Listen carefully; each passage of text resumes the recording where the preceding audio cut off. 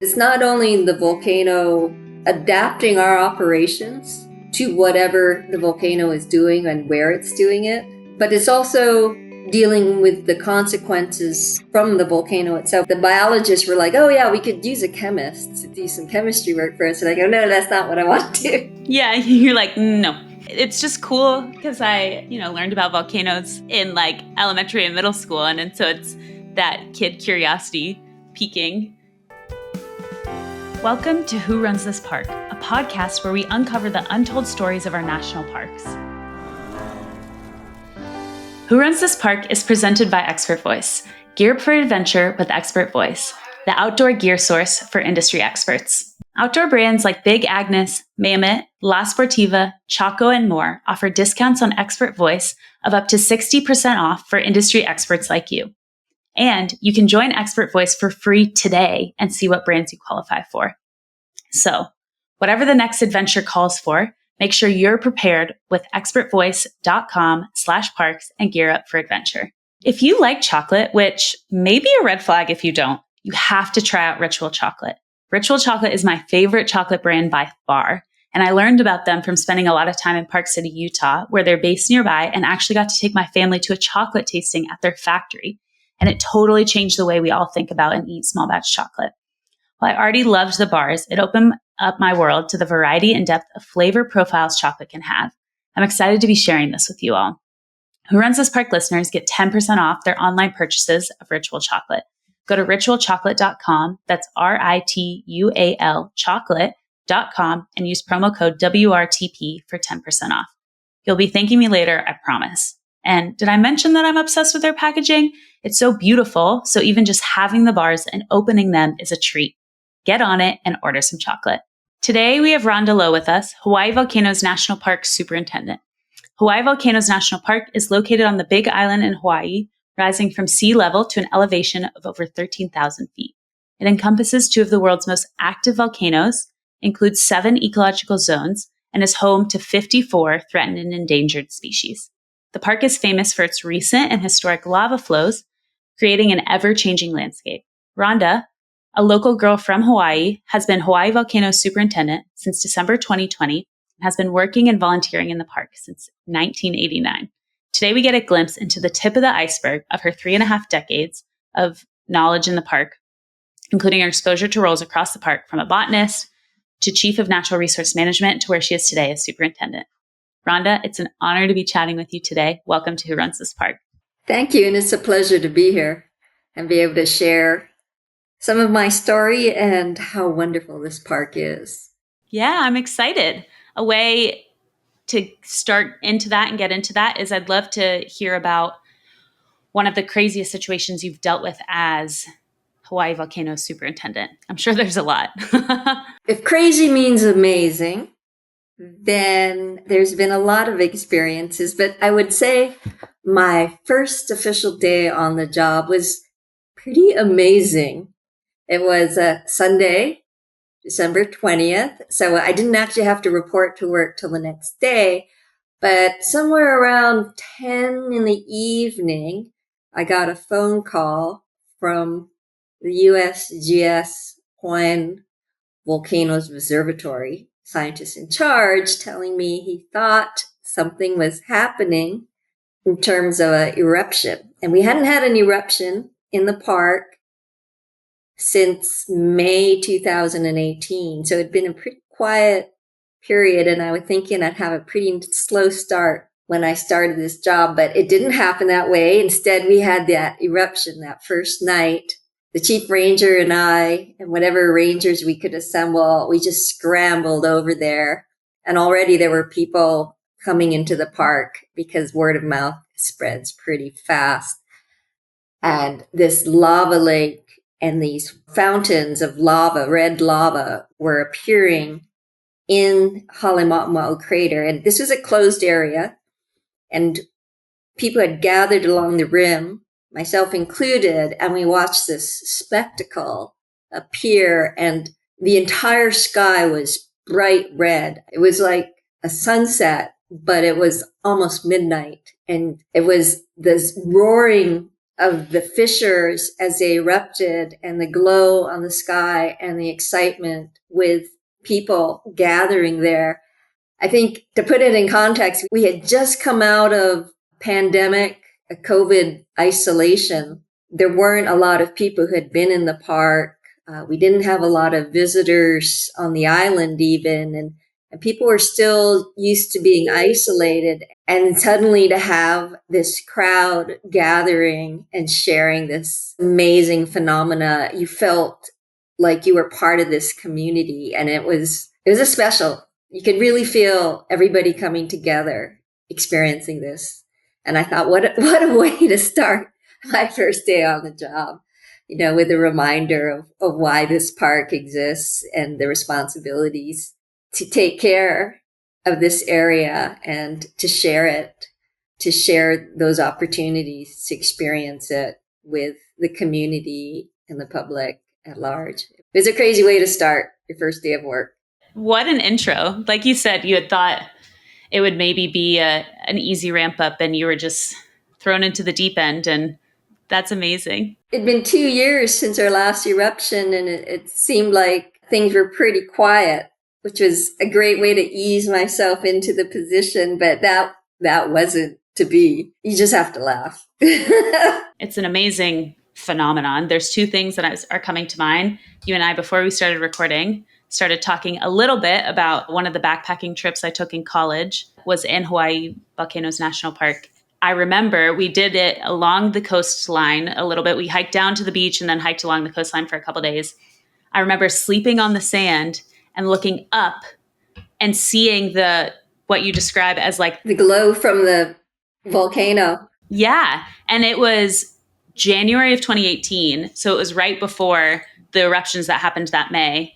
Yeah. So when you were talking about the way that you guys watching the eruptions lit up the sky, I can only imagine, because that was when the volcano wasn't even erupting. You could get up close, very close to the rim and look down and see these fountains of lava, red lava, and you could hear the roar of the eruption and the crackling as that hot lava came in contact to that cold air, and the whole sky was aglow. You didn't need a flashlight to navigate. So it was cool. just, it was like being in an infrared at night. Yeah.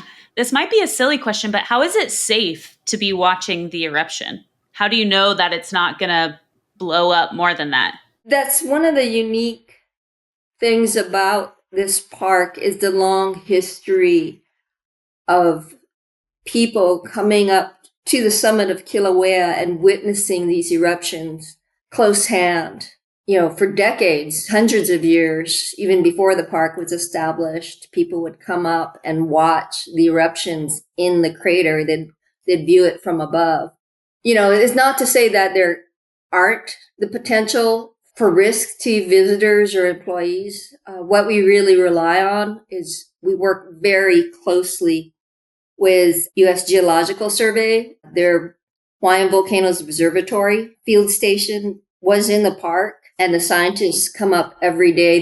We have probably the most instrumented volcanoes are on Kīlauea and Mauna Loa, and we talk to them weekly, if not on a daily or multiple times a day when things are changing, to evaluate what the risks are. And, there's certain sections of the park that we've had closed, especially the inside crater of Kīlauea, since 2008, because we, from what we're seeing from the data and the scientists, that is the area where eruptions are more likely to happen. And so it does take a lot of close collaboration with the scientists and reevaluation on a regular basis on where we can put people safely to view these eruptions when they happen. This is a great segue into one of my questions about the volcanic activity.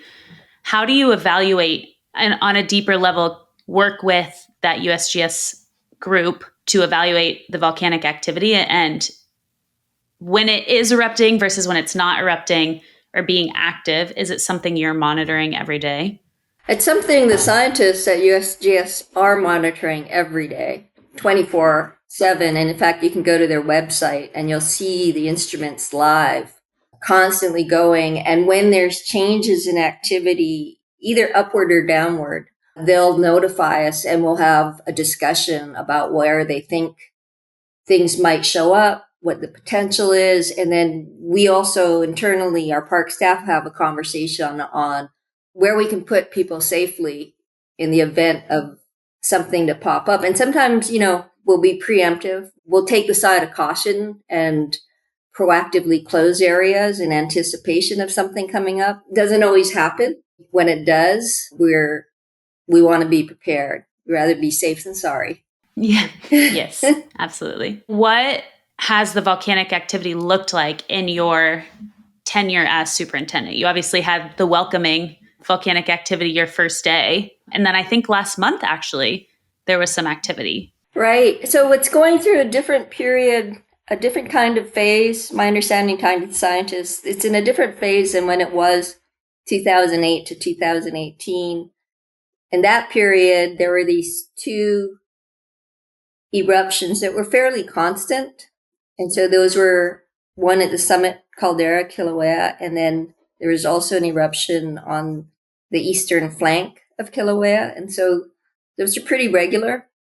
Then in May 2018, after you visited, all of that changed and the magma withdrew from inside the park and actually showed up as an eruption out of the park. And that was all over the world news. I know. I think I actually saw that.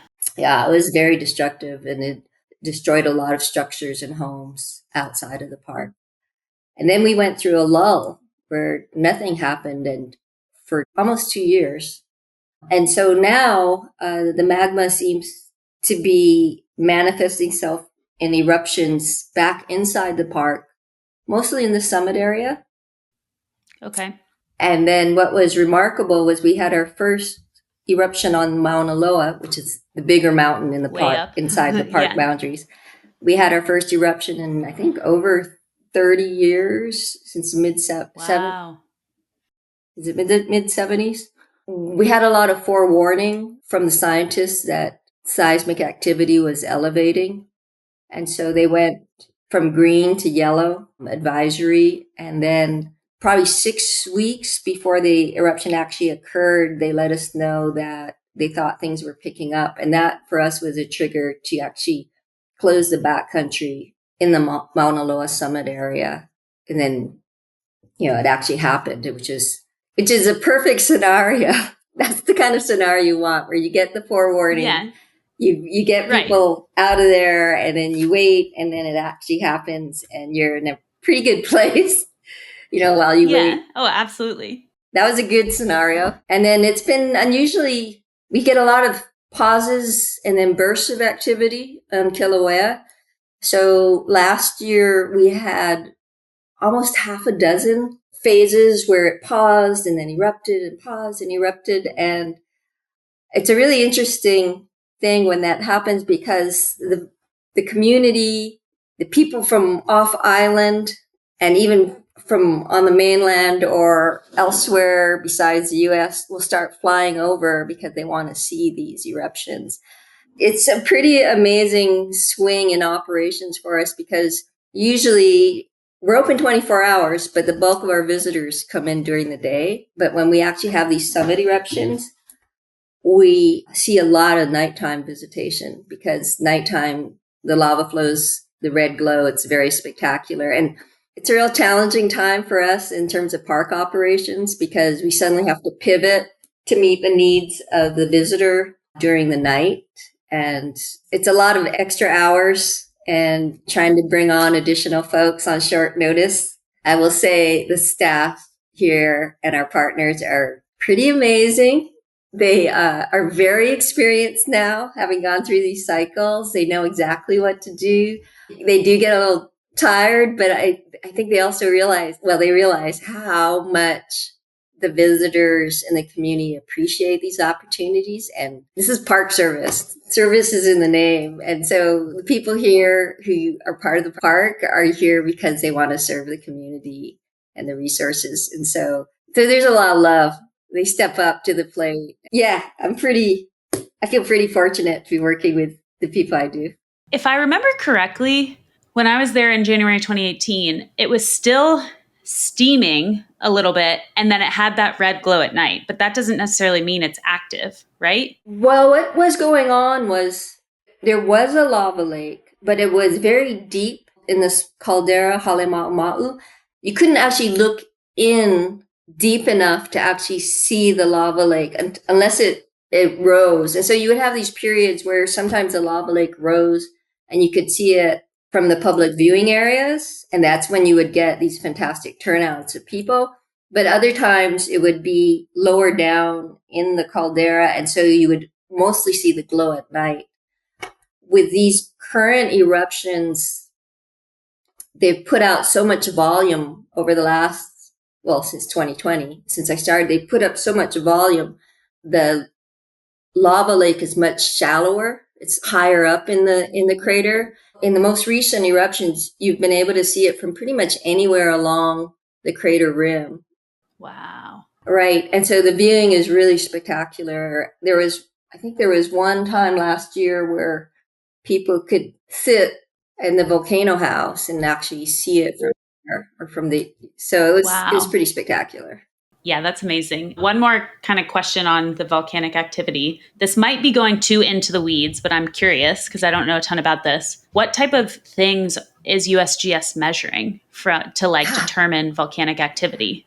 Right. So I'm going to give you my layman interpretation of what they do. That is, I think that probably works. I don't know if any deeper I'd be like, I don't know. So they measure what they call inflation and deflation. So as pressure builds, as the magma chambers fill up in the mountain, they'll start to inflate or push upward. And then as if magma drains, they'll start deflating. And they can measure them. They're very sensitive instruments. The other thing they'll measure is seismicity because they'll see tremors or quakes. Most common are magnitudes 1 and 2s.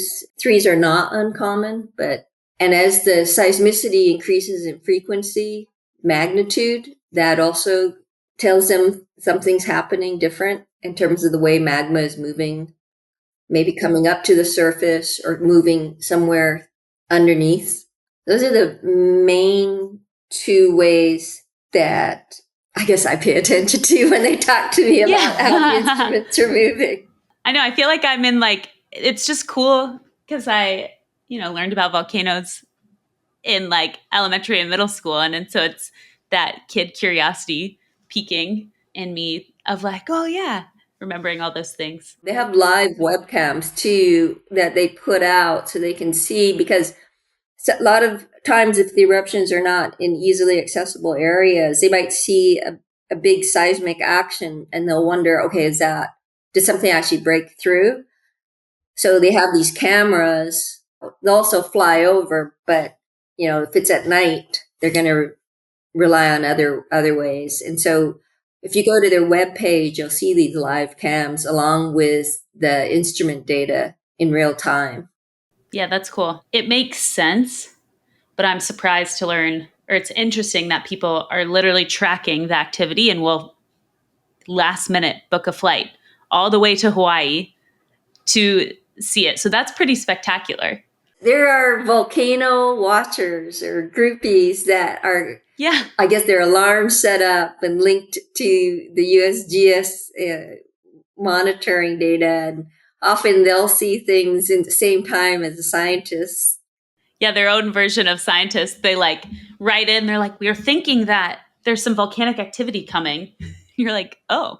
You're right. We just got a report and you're correct. Can you share a little bit about kind of your first experience at the park? My understanding is that you were a volunteer and then it kind of transitioned into a full-time role. I'd love to hear about that, kind of what led to that and what experiences catalyzed that desire to work at the park full-time. I grew up in Honolulu. My mom's side is from Hawaiʻi Island, where this park is located.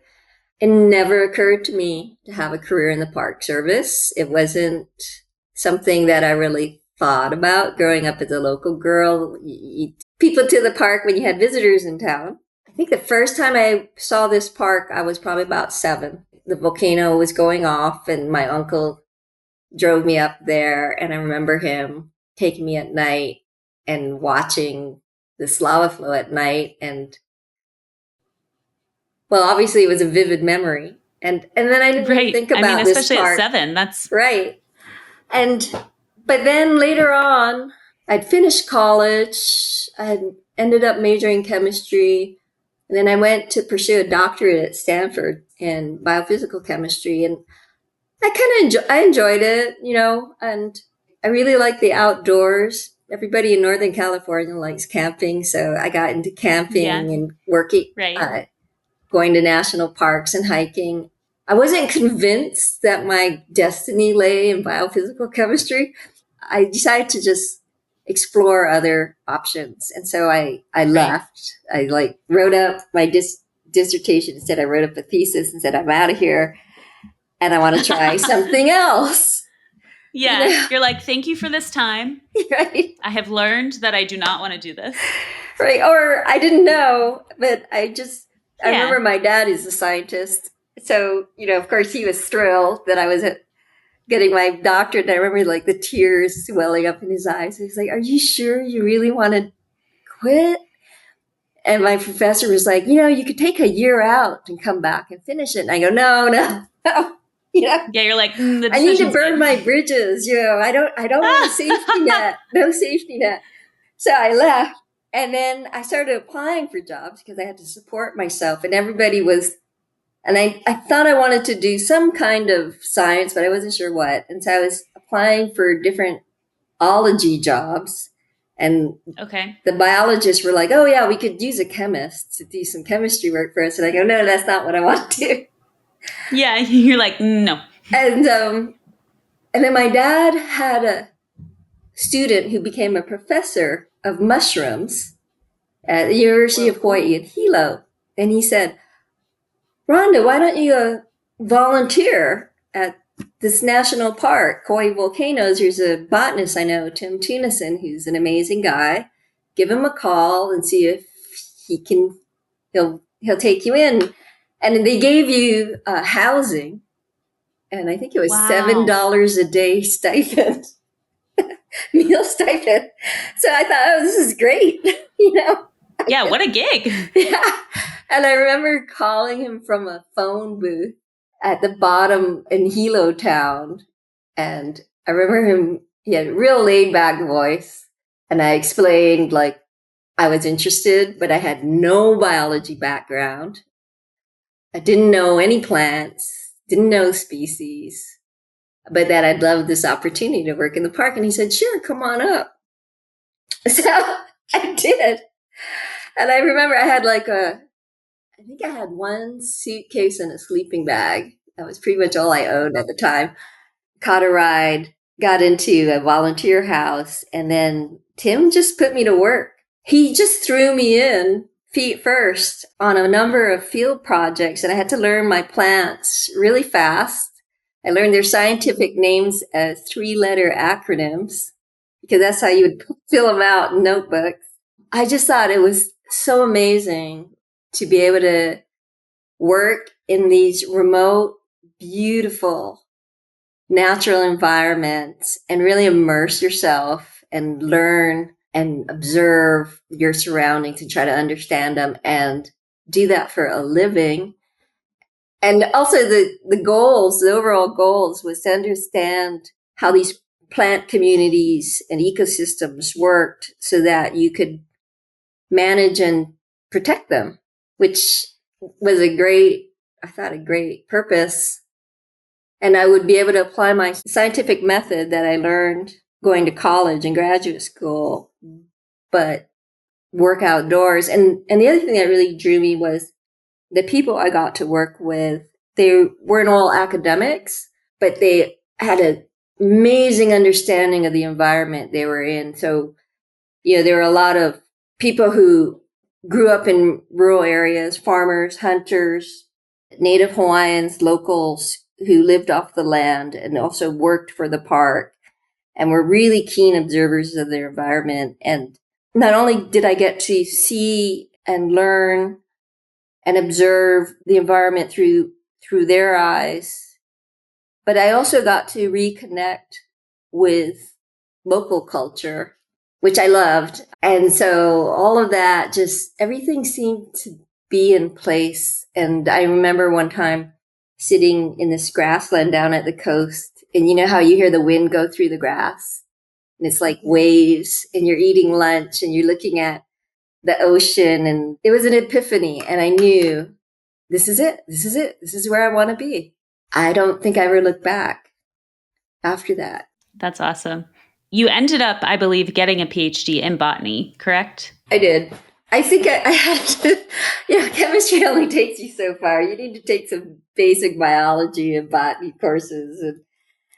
And I knew there was a point, if I really wanted to understand these systems, I would need to go back to graduate school. And so I went to the University of Hawaii and I pursued a PhD in plant ecology. And one thing about a graduate program, especially if you're pursuing a dissertation, you have the luxury of really focusing in on a problem and exploring all sides of it, synthesizing that information, and then trying to distill certain things that you can carry forward with that knowledge. You don't often have, as a grown-up, once you leave college, you don't have that luxury to really explore something and dive deep into it. And so I was lucky to have that experience as well, and then apply it to whatever I did at work. Was your dissertation related to stuff happening in Hawaiʻi Volcanoes National Park? Exactly. So what I looked at was invasive plants. And so these islands evolved in isolation over millions, tens of millions of years, the most remote archipelago in the world. And so only a subset of plants and animals and organisms that you find in the continental system actually made it to the islands. And those that did, they evolved in isolation without a lot of the competitive pressures or the big herbivores or the diseases. Did I say predators? They evolved in a very unique situation and became entirely unique species. So there's a high level of what we call endemism, species that evolve unique to their environment, to this habitat. So we have a high degree of endemism in Hawaii, comparable, if not surpassing, what people talk about in the Galapagos Islands. So you have maybe a honey creeper bird, a small bird that makes it to Hawaii, and then over a couple of million years will speciate into entirely unique bird species found on each of the islands, or even one side of the island, or even like one part of the mountain. And you can see, the whole story of Darwin and adaptive radiation. So scientists from around the world actually come to Hawaii to study that. And it just makes for these really unique flora and fauna. But at the same time, they're incredibly fragile because as humans settled and brought new species in, and then modern modes of land use, deforestation, farming, introduction of animals they'd never seen before, like four-legged ungulates, cows, goats, pigs, or dogs, rats, cats, ants. Just try to imagine what could have gotten here on their own without humans. And you realize that there were no four-legged animals on these islands prior to human arrival. When they brought four-legged animals, there's no way for them to swim over here. Of course, but that's crazy. Right. The only terrestrial mammal were bats, and that's because probably a couple of bats got blown over during a big storm event. And you have to imagine there had to be at least two of them. Right. And then, they had to actually survive. And so fast forward to modern day, where we have so many new introductions of species and pressures. And so we are often viewed as the extinction capital of the world. Many of the ground nesting birds didn't make it. into modern times because of predation from cats and dogs, rodents, humans, mongoose. And so we have a lot of species at risk of extinction because of these new invasive plants and animals. We have a very active resource management program in this park, as do many national parks do now. One of the things we look at are also invasive plants, and that was sort of my specialty as a botanist. We looked at invasive stands of firetree, which were introduced about, maybe 130 years ago, 140 years ago, to the islands, and they can grow really quickly, replace the native forest, and you end up with these they grow as monocultures under the right conditions, so nothing else will grow under them. And you'll just have a single species forest. And if you actually look at native rainforest, native Hawaiian rainforest, you'll see it's incredibly diverse. There's species growing under the canopy of ohia trees, which is our main rainforest tree in this park. But you'll see dozens, if not hundreds, of native plant species, ferns, lobeliads, small trees that grow and host a whole array of native insects and forest birds. When these get completely replaced by these monocultures or monostands of firetree, the diversity drops. And so my dissertation really focused on how do you restore areas that have been completely invaded by firetree? Because by that time, if you try to remove the firetree, what will actually come back in its place? Will more firetree come in? Or will some other set of species come in that might outcompete the native species? And so my dissertation was really looking at different ways of removing firetree in a way that would create different post-firetree environment and encourage native, and finding a way that a method that would favor more native rainforest reestablishment than other weeds or firetree. You can do it by manipulating the rate at which you removed firetree. So if you just clear cut and you log the area, you ended up with a lot of weeds. But if you slow killed the firetree by girdling the trunk and allowing it to sort of defoliate and die over the course of a year or two, you tended to get more native rainforest species coming back in. And the thought is they're more adapted to the shaded environment created by the slow kill method. Would the ohia tree come back usually in that scenario? There were ohia seedlings that came back, but ohia was very slow.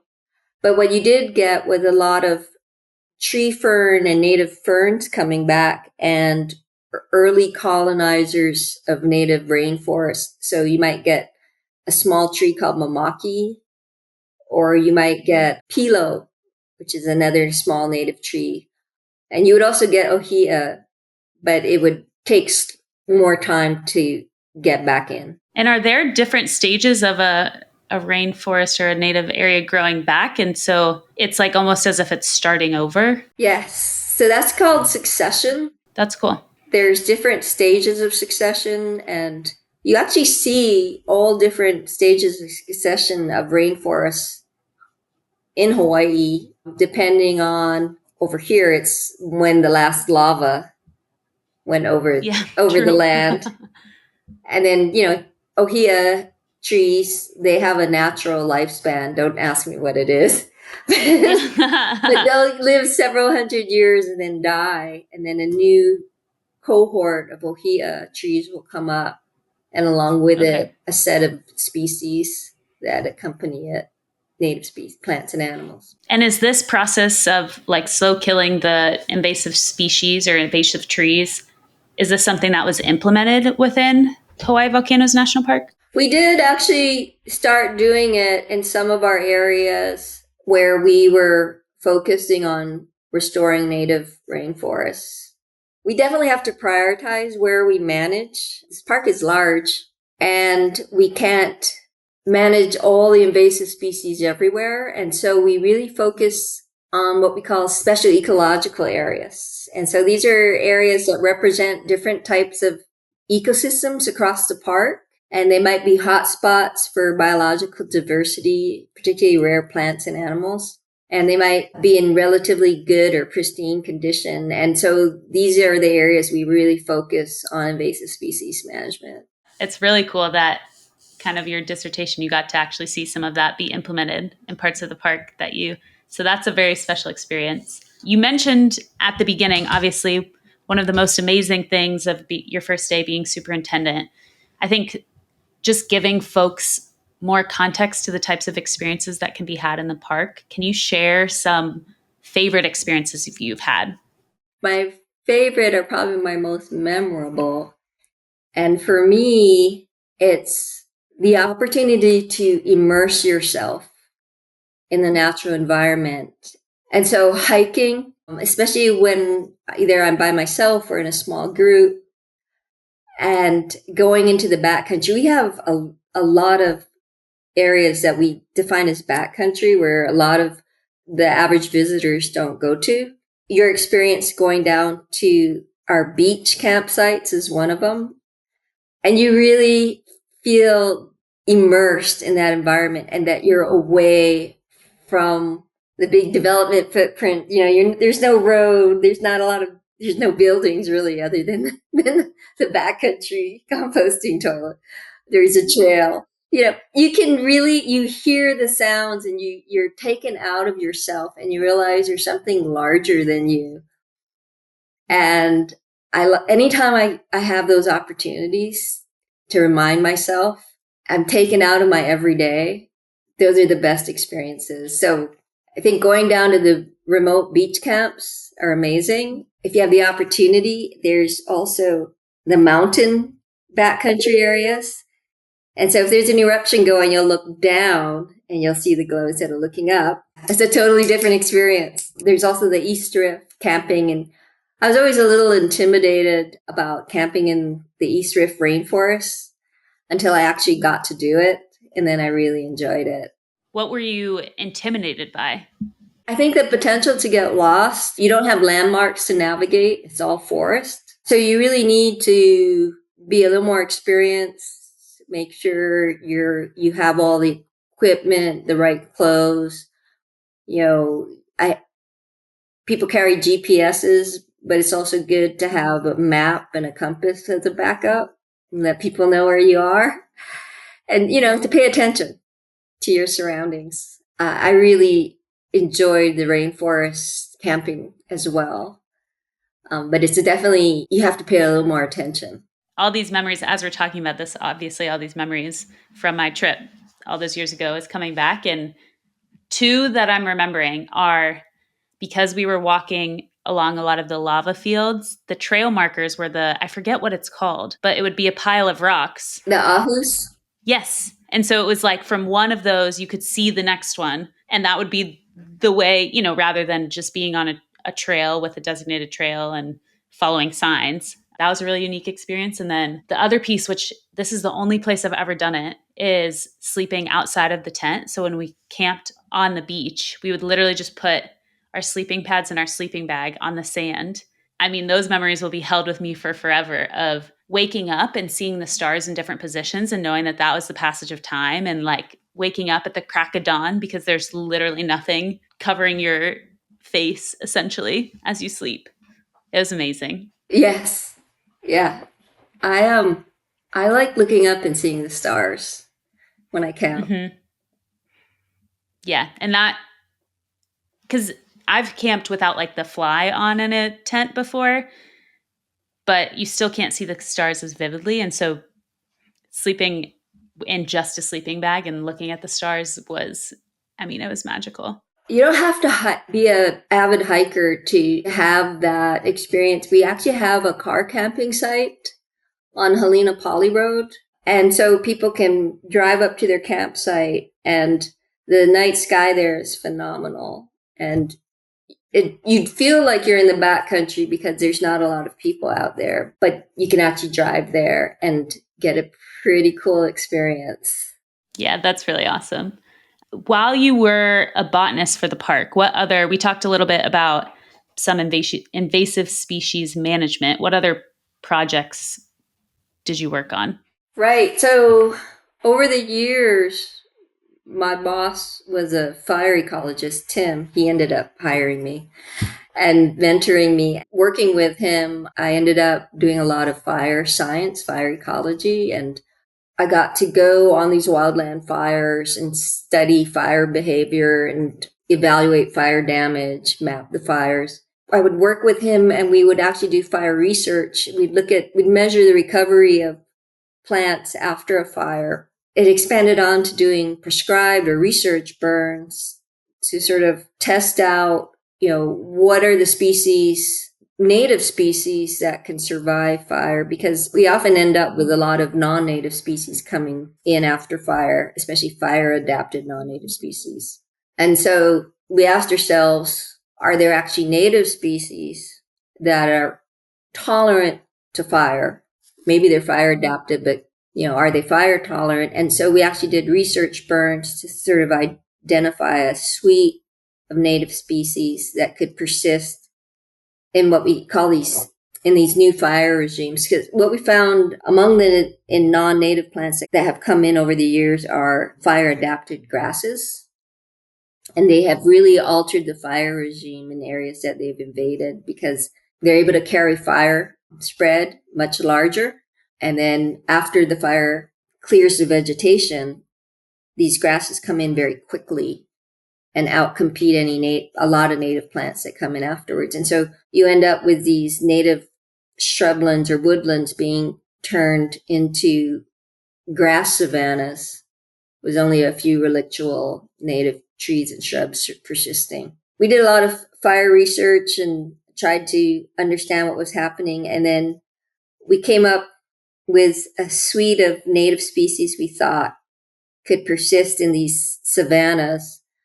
And the reason why they might not be there currently is because we had a long 100-year history of non-native goats and cattle in the park that swept through and ate a lot of these plants.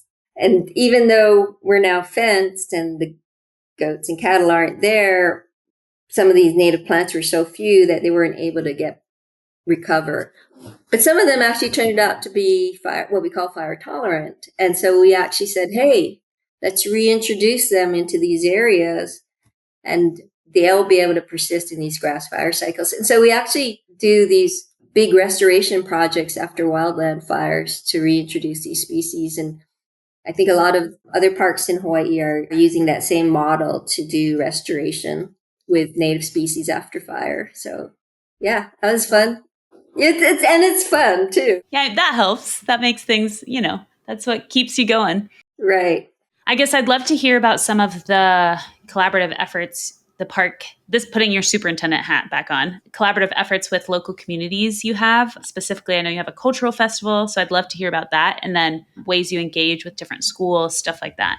We have a outstanding interpretation education program, and the education program, Jody Anastasio is the lead. We have a very popular junior ranger program that people can participate in person, and then she partners with the schools, the grade schools, to do what we call this recent program, Earth, Sea, and Sky. So we work with Loa Astronomy Center and NOAA's Marine Discovery Center.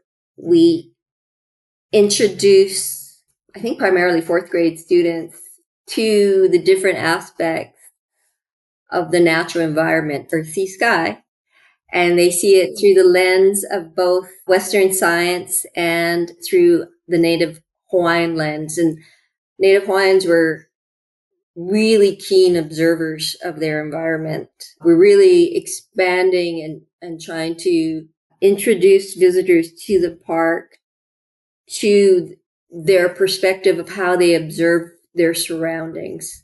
And so if you actually go to our website, pretty cool. We have story maps where we're rediscovering some of the names, indigenous names of areas throughout the park. We're rediscovering them and restoring those names to these areas. And the story map is part of that opportunity to share that perspective.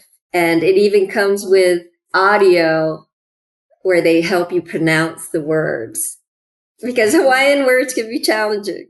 This wasn't recorded, but it was me and you going over a lot of the pronunciation so that I said it correctly. So I can see how that would be helpful.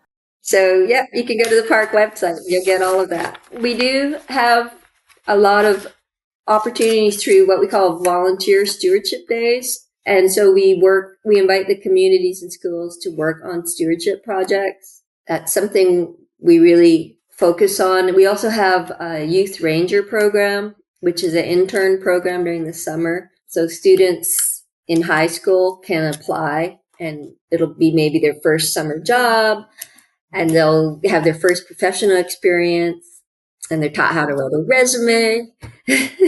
Is that usually local schools in the Generally, Hawaii area, right. or okay? It generally is, because we don't offer housing, and it's really for the high school kids. But oftentimes people from the community don't always go to the park or see it as something, as a career, similar to myself. And so having that opportunity to work in the park really opens their eyes. And we've actually quite a few individuals who graduated from the program that subsequently ended up with careers in the Park Service. I think we're in our 15th year. Wow, that's so cool. And then our partners too, our friends of Hawaiʻi Volcanoes, they have a Guardians of the Trail program, which is sort of complementary to our youth ranger. And they'll also have students working on projects in the park and learning about job opportunities and careers in the Park Service. It's a testament to how impactful the jobs must be if there is that high transition from folks doing these programs, either volunteering like you did or doing a youth program, and then ending up working in the park full time. And I think that's a common storyline across the Park Service, because it's just a pretty cool honor to be able to work to preserve these amazing places. So it's cool that that was your experience. Then you get to see that through the different programs. Yes. Can you share a little bit about the cultural festival? So our cultural festival, it's our 40th. So not our 40th anniversary, it's our 40th, because there are a few years in there where we weren't able to hold it. And that's a big number. That is a big number. This year, we're going to commemorate our founders. It's going to be in our Kahuku unit, which is located in Ka'u. And every year it's really great. We have practitioners from the community share their skills, and people get to hands-on participate and learn. There's the hala weaving or lei making, and there's also games, Hawaiian games, and our staff and our partners and volunteers all help put that on, and it's a big deal. We have halaus or hula groups from the community and musicians, so it's pretty fun. It's this Saturday. It's this Saturday, really? Yes, it's this Saturday. I'm looking forward to it. How timely. I guess by the time we publish this episode, it will have happened. Yeah. Maybe like a month. It'll be there in next the past, year. But yeah, that's awesome. I guess we talked about at the very beginning a lot of the volcanic activity monitoring and everything like that. Obviously, that is extremely unique to your national park. Are there any other things you deal with as superintendent that you feel like are unique to Hawaiʻi Volcanoes National Park? I'll probably elaborate more on the volcano, because it's not only the volcano adapting our operations to whatever the volcano is doing and where it's doing it, but it's also consequences from the volcano itself. So in 2018, where we had this massive migration of the magma out of Kīlauea crater, we ended up with a lot of earthquake damage. We were fortunate that it didn't just drain and there was this huge summit collapse. Instead, there were just a lot of shaking and shuddering as the ground above the empty magma chamber settled. So it would sort of... Is the summit where the crater is? Yes. The magma chamber below the crater floor, when it emptied, the crater floor started collapsing. And it collapsed through a series of shakes that lasted several months. And so we would have twos, threes, fours magnitude. In the summit area, dozens and dozens of them every day, even a 5.0 almost once a day. The park had to close the summit area because of all the shaking.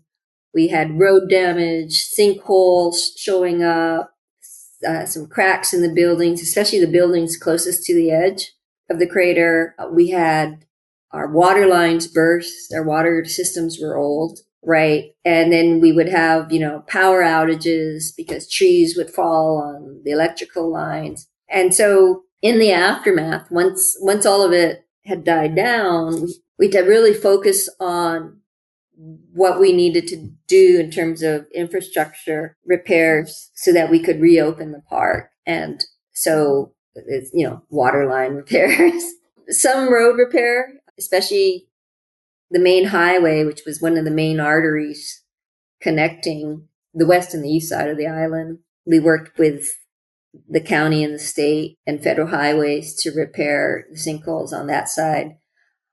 And then we had to make some decisions about what the buildings themselves and do building assessments. And so for most part, we could do repairs, but again, the buildings right on the edge, right above where the crater floor collapsed, suffered the most damage. And we had to make the difficult decision to not fix those buildings, but to actually remove them. And we also made the decision not to build new buildings there because of how precariously, in the long term, having them that close to the edge, it just didn't seem like a wise investment. And so we did a lot of engagement with the public and, of course, the USGS scientists about what we would do in that area in terms of restoring it, and also where would we replace those lost functions. And so we are actually building a new USGS Hawaiian Volcanoes Observatory field station, a smaller field station in the park, but further back from the edge of the crater. And then my understanding is they're building a bigger research building down in Hilo, which is outside of the park, 25 miles away, which will serve as their primary hub. Our visitor center that didn't suffer damage and is further away from the edge of the crater is going to be remodeled to convert the administrative spaces into more visitor space, because the building that we had there, which basically served as a second visitor center, it was called Jagger Museum. That one was badly damaged. And so we're removing it. Right now we're removing it. And so what will be instead left there will be the observation deck remain. We're going to fix it and actually expand it into the footprint of the Jagger Museum. So there'll be more viewing area, but the buildings won't be there. And I think it's a good cycle because that area is amongst the most sacred areas to Indigenous Hawaiians. It's the top of Kīlauea Summit, so a sacred area in itself. And restoring it to more natural conditions by removing those buildings, I think, is an appropriate thing to do. And so if you come back maybe a year and a half from now, you'll see a very different profile in that area. We call it Ue Kahuna. It'll be different. It'll be more like how it was. What a beautiful thing to be restoring a place too. And then we'll have this, hopefully a new visitor center exhibit and a larger space to provide orientation to visitors, and especially 24-hour, given how much people come up to the park at night when we have an active volcano. Like you said, that creates unique operations. As we're wrapping up on our time, I have a fun question, kind of like a silly, these have all been fun, but a sillier question. And then a question I ask every superintendent. What is your favorite? You've shared that you've gone camping and hiking. Do you have a favorite snack you like to bring? So I was a horrible junk food person. So I would typically go in the field and bring cans of cola with me. I would have like 3 cola days, 4 cola days. Sometimes if I was working out there, 5 cola days. And then I'd also bring I like to bring Portuguese sweetbread. It's this gray bread. and maybe some cheddar cheese and hard salami because they don't melt. Yeah, it's good in the hot sun, and then you wash it down with some cola. So that's what I used to do. But now that I'm older, now that I'm older, it's water. So water or sparkling water, sparkling water, and Oh, that's then funny. I don't know, fruit. You know, like an orange, apples. Yeah, it sounds healthier. Much healthier. Yeah. Yeah. Yeah. Multigrain Like, bread. yeah. I like reminiscing on your junk food days though. Oh That's yeah. fun. I'm pretty notorious. That's awesome. You're like, yeah, everyone knows. Yes. The question I like to ask every superintendent is, what is something you wish everyone knew about Hawaiʻi Volcanoes National Park, regardless of if they have or haven't been? Just how varied it is. It's, I'd say 95% of our visitors go to the summit area, look at the volcano, look at the crater, and then they leave, and they don't realize the amazing landscapes and how varied they are. When people think of Hawaii, they think of palm trees or rainforest, and then they get here, and if they look around, they'll go, oh my gosh, there's desert. Or we had Secretary Holland, Department Secretary of Interior, she came out and we took her out to the Southwest Rift, and the colors there, it's like a desert, cinder desert with reds, browns, grays, blacks, ash. And she looked at me and she was like, this is like New Mexico. And I go, yes, you're right. We have a lot of different experiences. And then if you go Mauka, up the mountain, you will go into subalpine and woodland. Wow. That's so crazy. You don't even think of Hawaii landscapes when you go up there. You're just completely like, I had no idea this existed.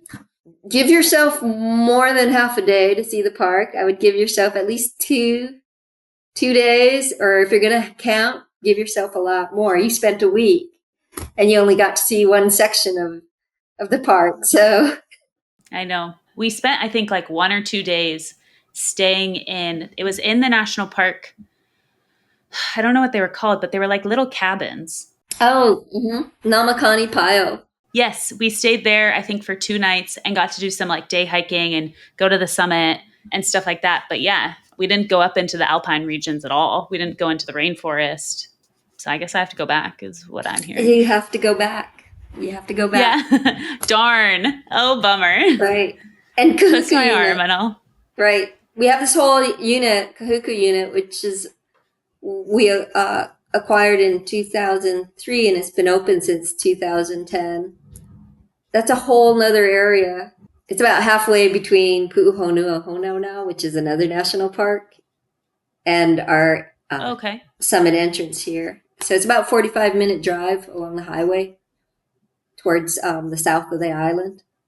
And that is a pretty amazing place too. It's very English pastoral is what people say. Oh, interesting. Yeah. Interesting. I guess Yeah. I'll have to go myself and report back. Yes. Thank you so much for your time and for sharing. It's always really special when I value every superintendent's conversation, and at the same time, it's really special when I get to talk with superintendents who have been at that park for an extended period of time, and just the knowledge that you have over this place and the appreciation and love is so evident. So thank you. It was really fun to chat with you. Thank you. Thanks so much for listening today. Who Runs This Park is presented by Expert Voice. Our music was composed by Danielle Bees. Don't forget to subscribe down below and tell your friends about it. This ensures that we can continue telling the stories of our national parks. Check out everything Who Runs This Park does at Linktree/Who Runs This Park. That's linktr.ee/Who Runs This Park. I'm Maddie Pellman, and you've been listening to Who Runs This Park.